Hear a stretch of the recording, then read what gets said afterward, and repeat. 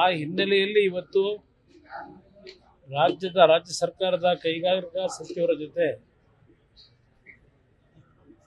ಸರ್ಕಾರದ ಹಲವಾರು ಇಲಾಖೆ ಅಧಿಕಾರಿಗಳೊಂದಿಗೆ ಒಂದು ಸಭೆಯನ್ನು ಕರೆದಿದ್ದಾರೆ.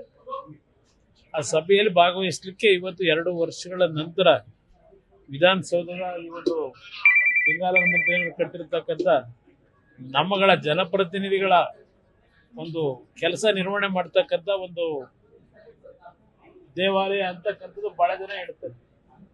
ನಾನು ಅದನ್ನೇ ಹೇಳಲಿಕ್ಕೆ ಬಯಸ್ತೀನಿ.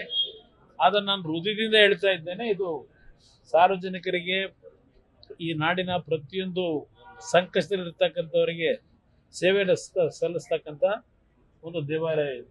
ಅದರಿಂದ ಇವತ್ತಿನ ಕಾರ್ಯಕ್ರಮದಲ್ಲಿ ಬಂದಿದ್ದೇನೆ, ಭಾಗವಹಿಸ್ತಾ ಇದ್ದೇನೆ.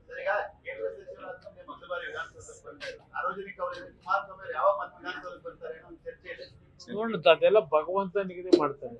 ಜನತೆ ಜೊತೆಗೆ, ಜನತೆ ಆಶೀರ್ವಾದ ಜೊತೆಗೆ ಆ ಭಗವಂತ ಏನೇನು ನಮ್ಮ ಹಣೆಯಲ್ಲಿ ಬರೆದಿರ್ತಾನೆ ಅದರ ಪ್ರಕಾರ ನಾವು ಈ ಒಂದು ಕೆಲಸವನ್ನು ನಿರ್ವಹಣೆ ಮಾಡಬೇಕಾಗ್ತದೆ. ನೋಡೋಣ, ಮುಂದಿನ ದಿನಗಳಲ್ಲಿ ಏನೇನು ಭಗವಂತನ ಇಚ್ಛೆ ಇದೆ, ಅದ್ರ ಜೊತೆಗೆ ನಮ್ಮ ಮೈತ್ರಿ ಪಕ್ಷದ ಒಂದು ಹೊಂದಾಣಿಕೆ ಏನಿದೆ ಅದರಿಂದ ಇವತ್ತು ದೆಹಲಿಯ ಹಿರಿಯ ಹೈಕಮಾಂಡ್ ಏನಿದೆ, ಬಿಜೆಪಿಯ ಹಿರಿಯ ನಾಯಕರಿರ್ಬೋದು, ರಾಜ್ಯದ ನಾಯಕರುಗಳಿರ್ಬೋದು, ನಾವೆಲ್ಲ ಜೊತೆಗೂಡಿ ಮುಂದಿನ ದಿನಗಳಲ್ಲಿ ವಿಧಾನಸೌಧಕ್ಕೆ ಬರ್ತಕ್ಕಂಥದಕ್ಕೆ ಪ್ರಯತ್ನ ಪಡ್ತೀವಿ. ಜನತೆ ಆಶೀರ್ವಾದ.